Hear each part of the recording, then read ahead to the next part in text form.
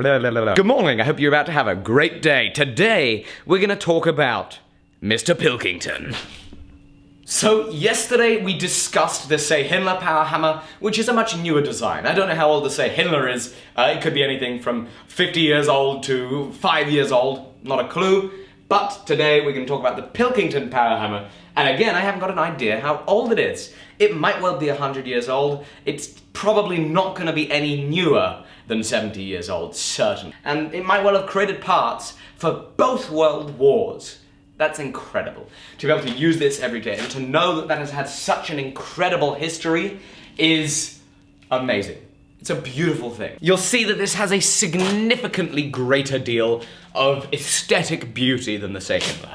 Look at these wonderful lines, these beautiful swooping curves, these thick controls, this wonderful typography. This is a beautiful, beautiful machine. It has worked for potentially 100 years, and I guarantee you it could keep working for 100 more. Now, this was one of the interesting things about when I bought this, when I purchased this machine.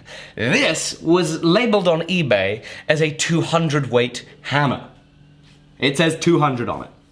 Of course it seems like it's a 200 weight hammer. 200 weight would be about 220 pounds or so, the weight of the ram.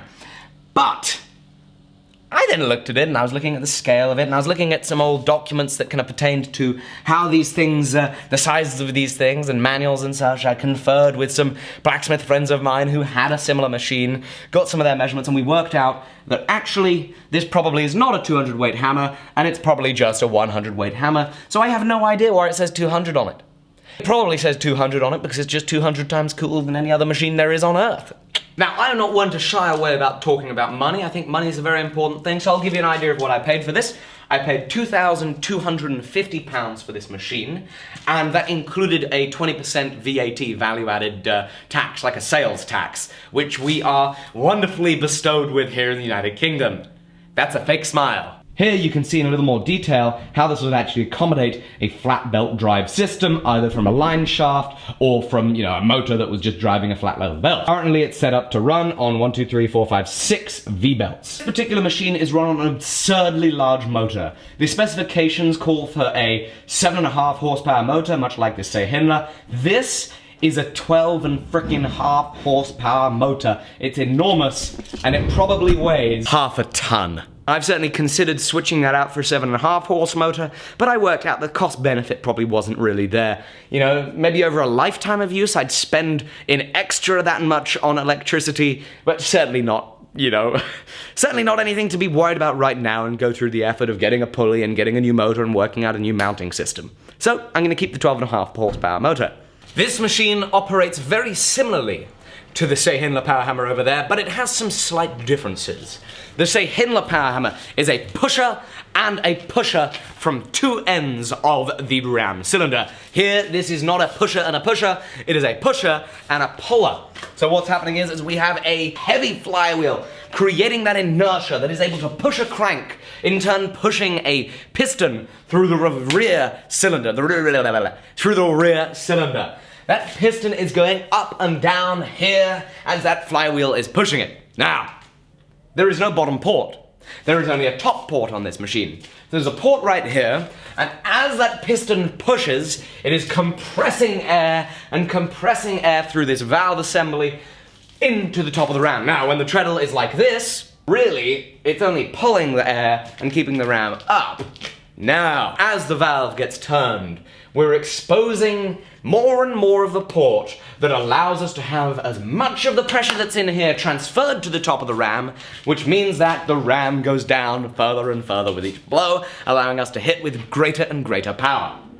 Then, once that crank reaches the top of its stroke, it then begins to pull down. It is pulling a vacuum through here, which is in turn lifting the ram and causing it to raise up again so it can create that gravitational potential energy to be able to strike again on the next blow, aided with the compression of the air. Now, this is different to the Hinler in operation for a couple of reasons. The Hinler in use tends to be more of a slapping blow. It hits and it comes straight back up. This, on the other hand, this beast, the beast of the Pilkington, hits with a little bit more of a squeezing blow, and I don't quite know why that is. But it seems to be developing a little bit more pressure You'll notice the dies on this particular machine are much larger than on the Say Himmler, much larger than the dies on any hammer commercially sold in this weight range today. Why that is, I don't know. All I know is this hammer would have been used industrially, it was in shipyards, so it would have been an industrial hammer, and perhaps for industrial processes, this would have been a much better setup. Having said that, I can appreciate that. I love those big dies. Now, of course, there's a much larger surface area contact, but anytime you're working on flat dies, you shouldn't really be trying to move material in the center of the dies.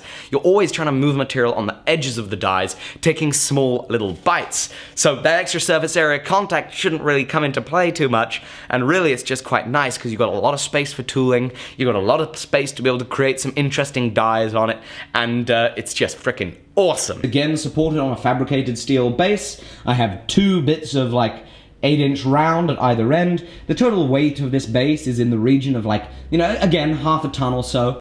Okay, so do you want to see this thing run? Of course you do. Let's turn it on.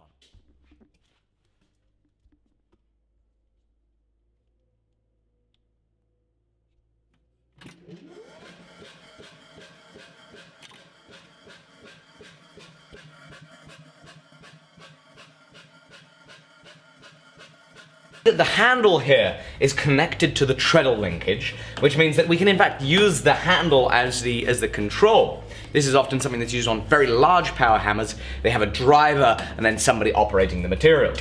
You'll see on the valve assembly we have a couple of different settings. One of them is just for normal operation, so we can pull that handle and strike single blows or strike multiple blows or do whatever. A middle, where it's the neutral position.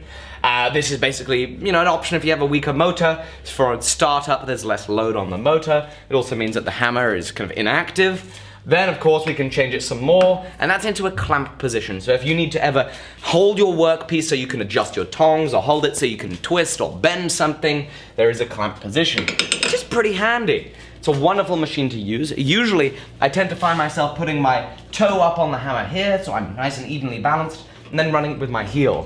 Now, the reason for that, I do quite like running it like this. I get to put my shoulder, my elbow part of me on my leg and run it like this, which is a nice, comfortable position. I've got even weight distribution between my legs, so I'm not gonna fall in anytime soon, and I can brace myself here. It's actually pretty comfortable. This truly is an incredible machine. I hope you've enjoyed this little walk around about this power hammer, this beautiful, beautiful Pilkington power hammer. It's been a pleasure doing this, and I really hope that you enjoy it. Feel free to leave any feedback in the comments below, and the comment of the day today should be the Green Giant.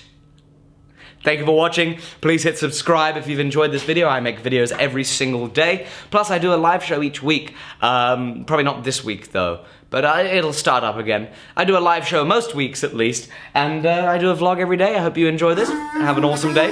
Bye-bye.